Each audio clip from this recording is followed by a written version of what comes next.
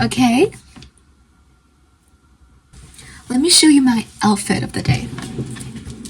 This is a top, a sweater, cute top, short top, and this is a very cute top, and I got those trousers from Teeny Weeny, I guess. And here are necklace, my new necklace. I love them. Earrings, I love them too. They're all vintage. I don't really know what the materials are, but I don't really care, to be honest. They're beautiful, and that's enough.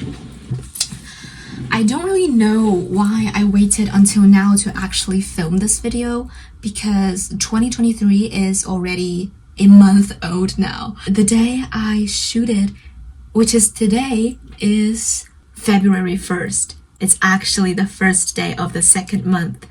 I think you already get the theme of this video from the title.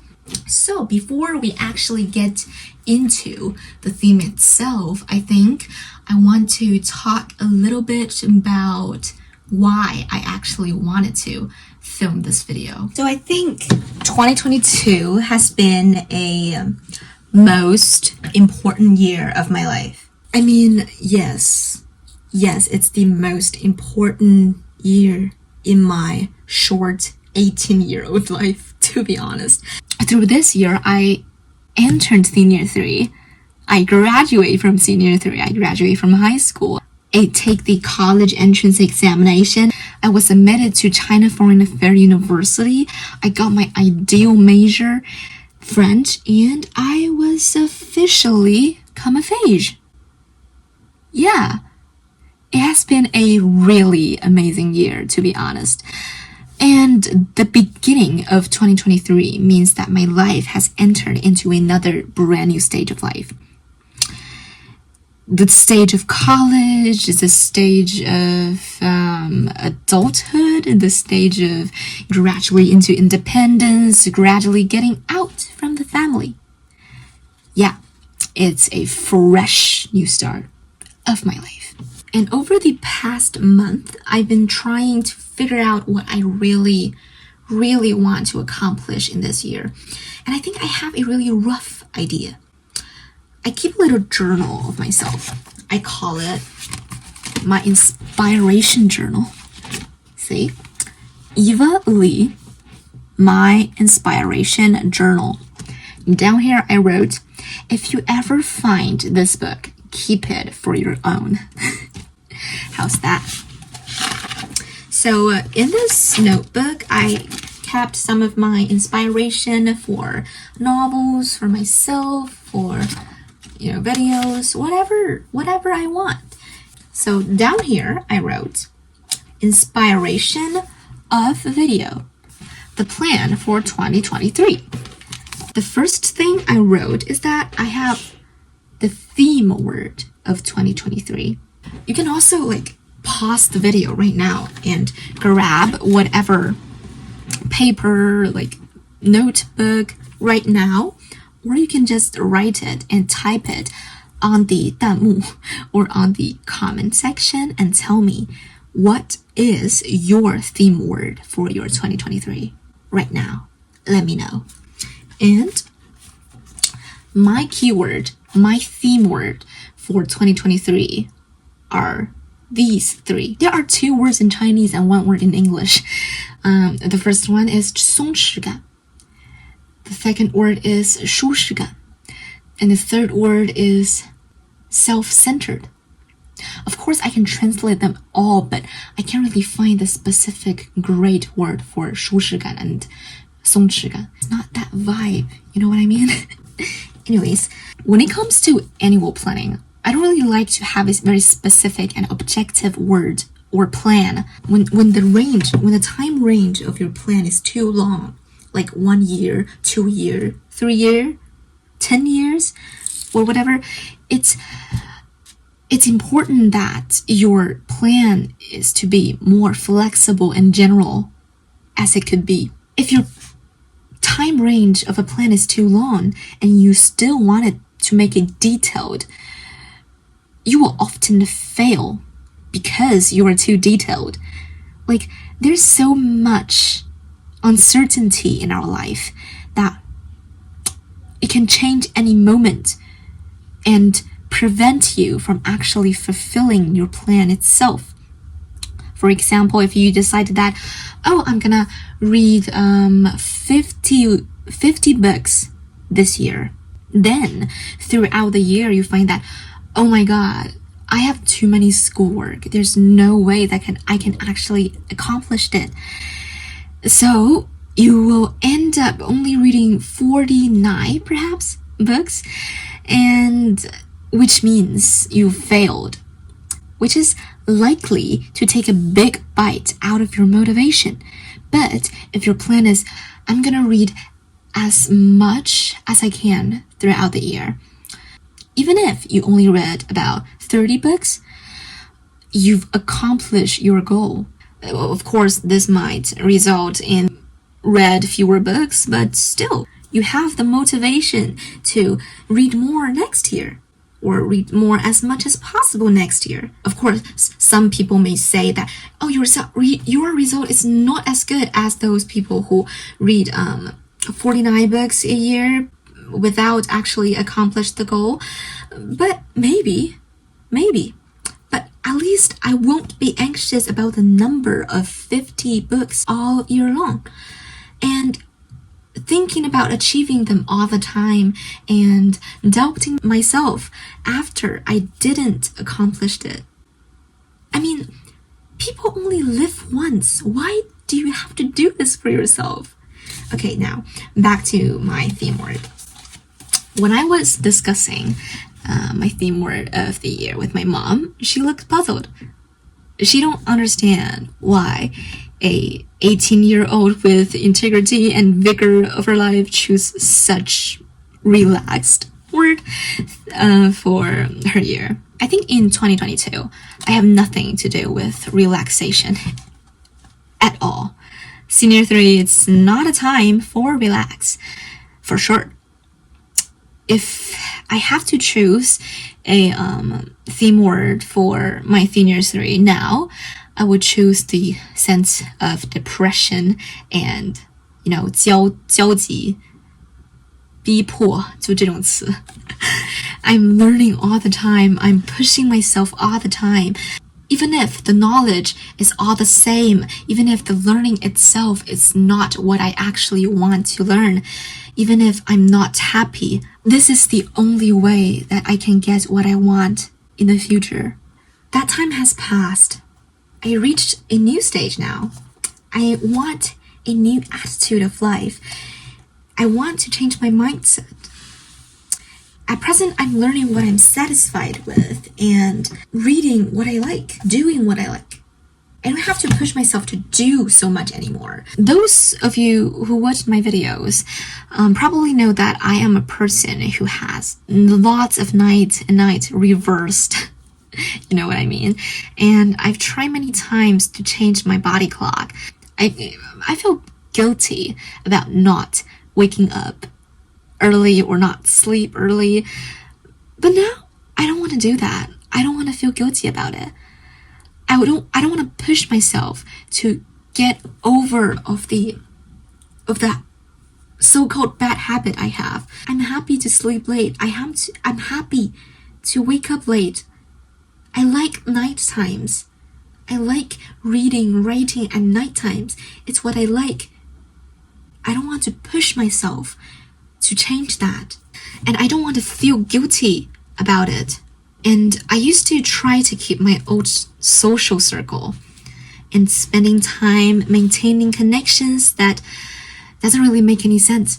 But now I don't want to do that anymore. I'm gonna give up on ineffective socializing. Stop socializing downward. Instead, I'm gonna socializing with people that I actually feel comfortable with, that I actually want to be with.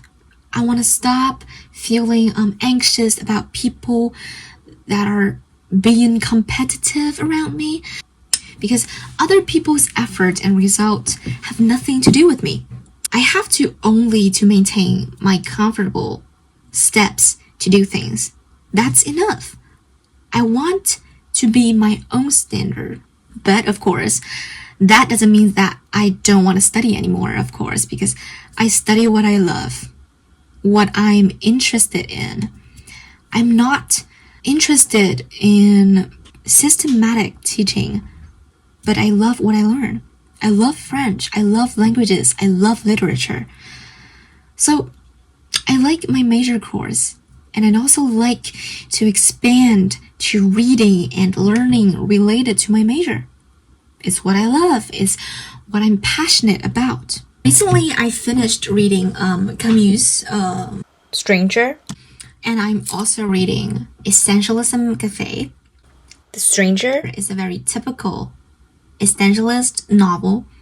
And alright, I'm gonna read a passage for you guys. It's right here. Let me just find it. "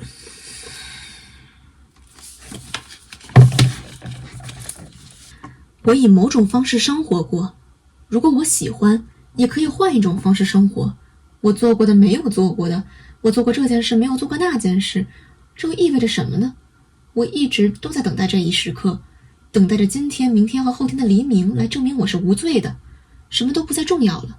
我明白，这点他也很清楚。我度过的这段黑暗的日子里，一股阴冷的气息穿越遥远的未来，慢慢地不断向我袭来。